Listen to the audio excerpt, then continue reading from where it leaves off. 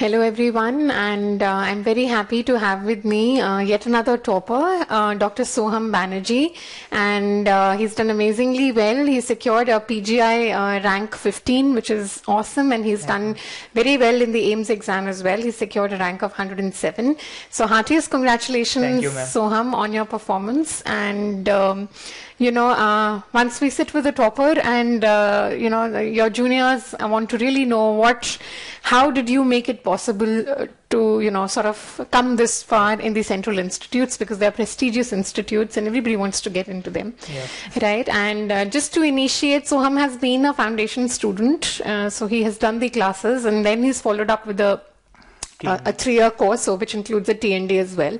So Soham, maybe you can start off on when you started studying, typically keeping the entrance exams in mind. What was your plan when you were sitting in the class, or when you were writing notes, or when you were attending the classes?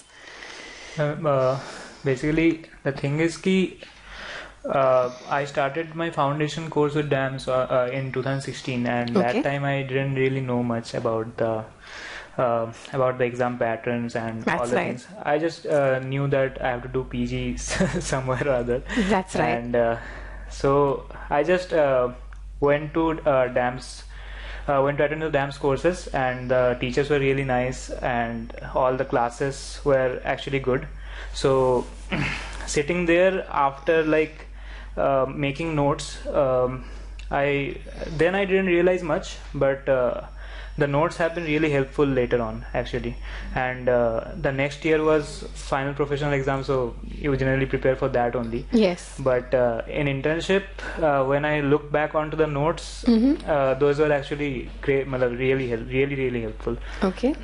And so basically I started preparing seriously from January only this year. Right, during your internship. During internship, yeah. And so sometimes the internship will get hectic, and you won't get time to study also.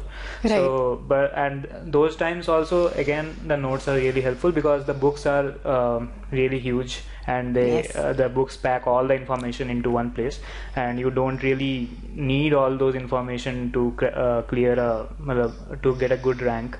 You need certain topics, certain important things, and the notes highlight those things. So I think I'm going to interrupt you for just a little, because I think I just want to highlight something that he's said. Because medical science is very, very vast, and it's not possible to know everything about everything. Yeah. But yes, the thing that he said right in the beginning is what should be the felt need of everybody is that selective study is very important when you're going in for competitive exams, because only if you do selective, then sort of you can do multiple revisions, right? So I think that is a point that he's really highlighted. And the thing is each of these entrance exams are superficially different, but at the core of the exams there are some certain topics which are important for each exam. That's very true. And exactly. If you do those topics well, then it's really easy to have a good rank. Not that easy, but it's fine. You can do it. Yes. And if you miss those topics, then it's really, really difficult to crack these exams. So what I felt before attempting these exams, you should actually sit sometimes and look at the previous year's papers. Also look at the notes, which topics are highlighted, right, and then start preparing those topics really well. And also, if you feel that some other topics are important, that's your decision that you should do it. But then and I think once you come in for a TND, do you think that the TNDs are good enough to highlight those special things which have high probability of repetition, or some new things that have high probability of coming up in the exams? Yeah, absolutely, because TNDs are meant to highlight the topics only. Yes. The concept of TND is basically that only, that you cannot finish one subject in one day, so you are just finishing the important topics in one day. Absolutely. And that's why TND is actually helpful. And okay, Soham, I would also want to ask here that a lot of time people do join a course, but they would make their own schedule rather than following the schedule that is given us. So what do you suggest? Did you follow the schedule that was given to you with some minor alterations maybe because of the ongoing internship? I am actually a really lazy person. So I first I thought ki should I make a schedule of my own, but then when I got the schedule of the TND, I found that ki it will be really difficult to follow two schedules at once. That's so it's better to stick to one and stick to the schedule that actually has the tests incorporated. Yes. So because that gives you landmarks to finish your course. Yeah. So basically you can actually prepare for 1 week, give a test, analyze the results, and then move on to another subject. Okay, how important is analyzing your performance? Because a lot of time people are giving tests, but they aren't really doing the homework. So I want to know from you as a topper, right? How should the analysis be done, and how should students be using that analysis to rather improve themselves? What I would like to say for myself, I didn't really start the analysis early on. Okay. But when I started, I realized the analysis is the core of the TND, because if you don't analyze, then you kind of miss the topics at once. Like you just go to the TND, you take the test, and then forget about the test. Right. So that's not how it works now. You should sit at one place after coming back from the TND, right. See the questions, and also try to incorporate the previous year papers into that, and then you'll find out which topics are important, and that will be the key.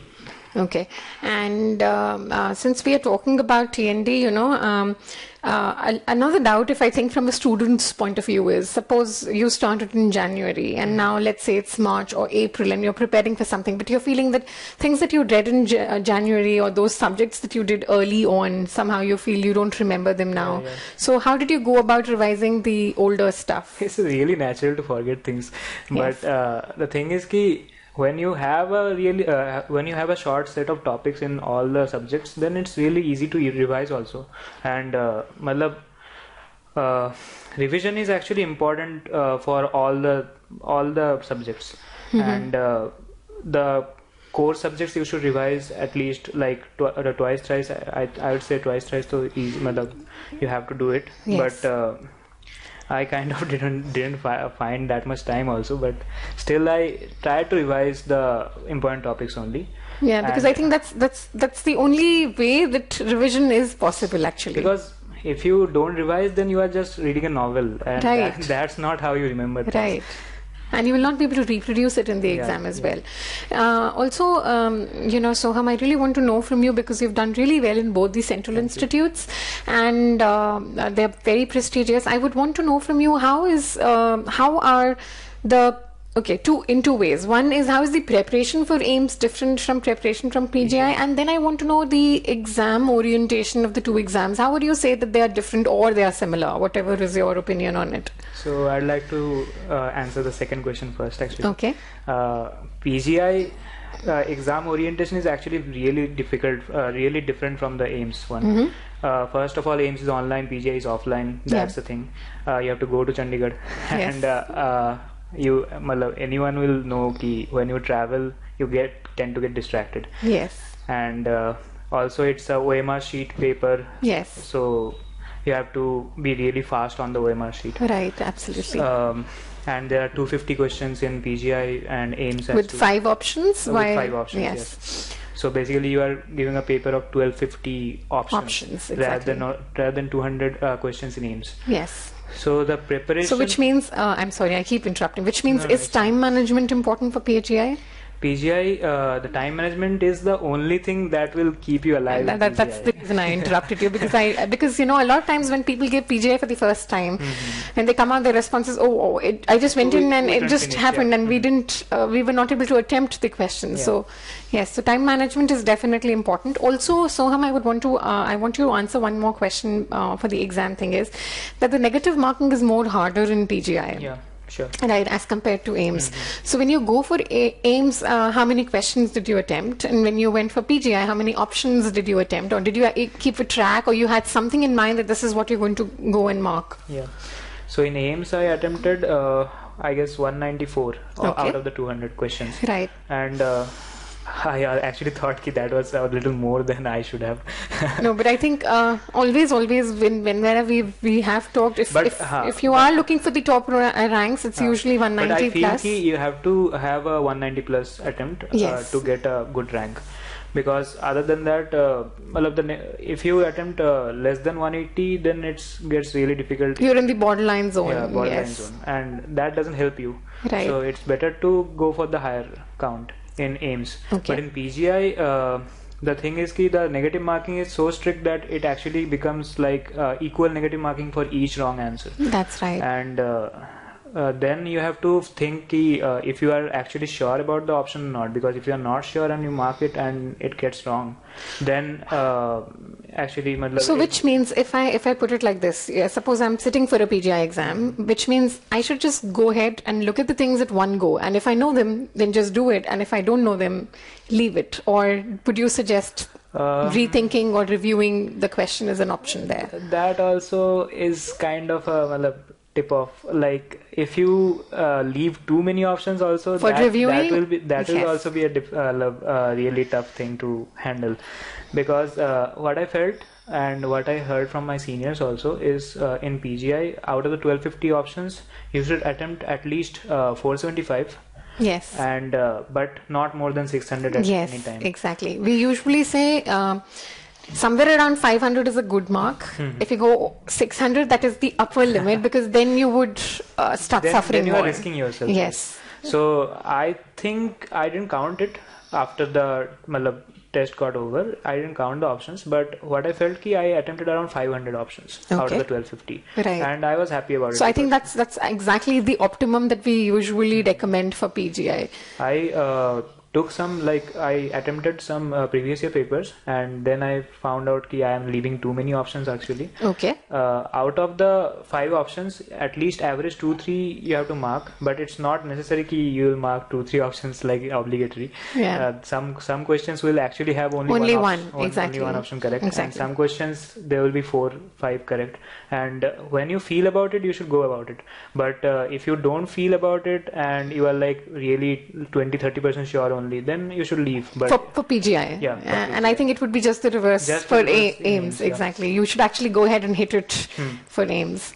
Okay. And also, since again, the reason being that you've recently given the 2 exams and you've done well in both the exams, are there any things that you believe that as far as the preparation is concerned, the topics that these exams ask you tend to overlap? Although yes, the way they put the question might be different, but do you think that the topic thing that you were saying, that some topics are really, really important in high yielding, do you think they quite overlap between the topics actually overlap, and PGI questions also tend to repeat themselves over time.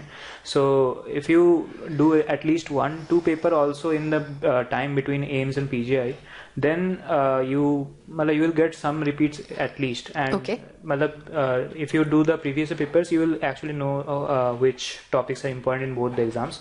And in AIIMS and PGI both have those topics, the same topics actually. And, right.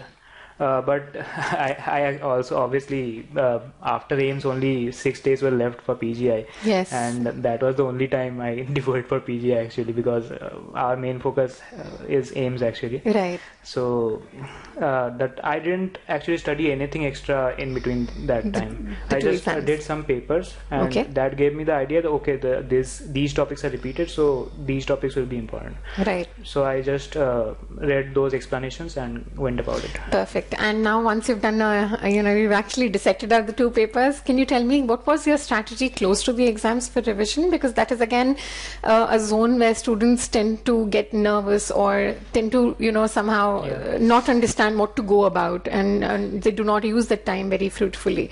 So maybe your guidance on what could be the revision program, let's say a month and a half before the exams would be.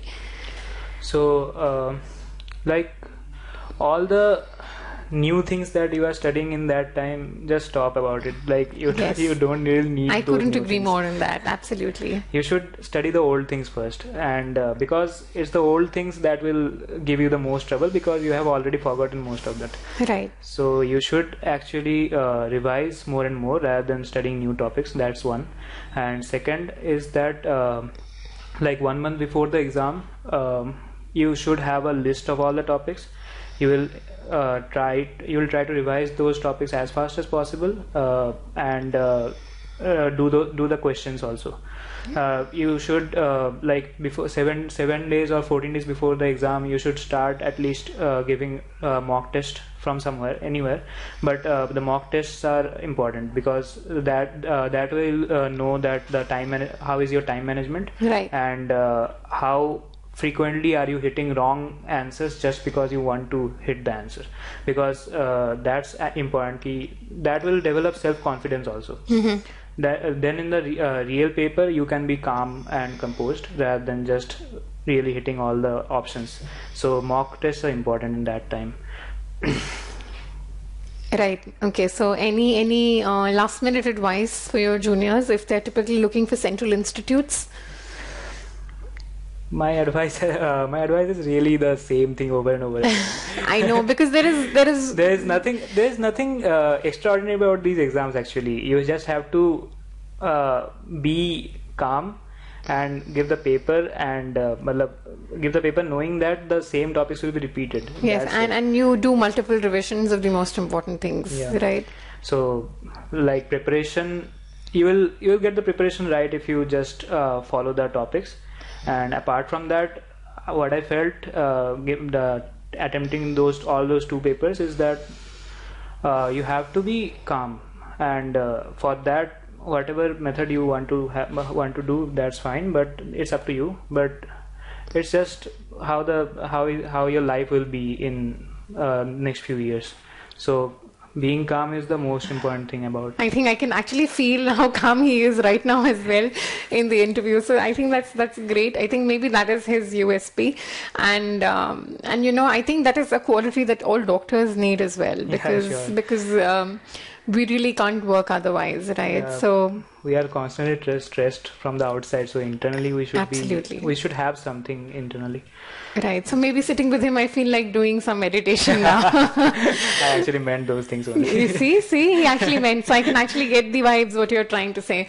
Wonderful. So I think it was a pleasure having you here, and it was a very, I would say it was a very hardcore advice coming from him. Things that he's done probably for himself. He's sort of asking you guys as well to maybe use those little things and not to get panic attacks, and just keep pushing yourself, and realizing that it's not about unusual things, it's about usual things. And I like to please go ahead. Yes. I just want to say that the most important thing you need to remember in the preparation is that eventually you'll get there. It's not a race that's going on. You just have to be present, you have to be sincere, and you'll get there eventually. You don't need to panic, you don't need to get stressed about it. And whatever everyone says about you, just remember that you can do it, and that's the most important thing, that you have to have some confidence inside yourself. Please. So perfect, right? So I think that's a very wise piece of advice, and yes, you deep down you know that you can make it happen sooner or later. Doesn't really matter in the long run. It seems like a big issue in the short run, but seems like a big issue in the short run. But the thing is, it's going to be a whole life now. Right. So you should be really don't compromise. Don't compromise on your studies. Don't compromise on your positivity, and just keep going. And I'm sure you all would make it happen as well. And thank you, Soham, on behalf of the entire DAMS family. It was a pleasure to have you around, and we wish you all the very best in life. Thank you, may you be a great doctor. Thank right? You. God bless you. Thank you. Thank you.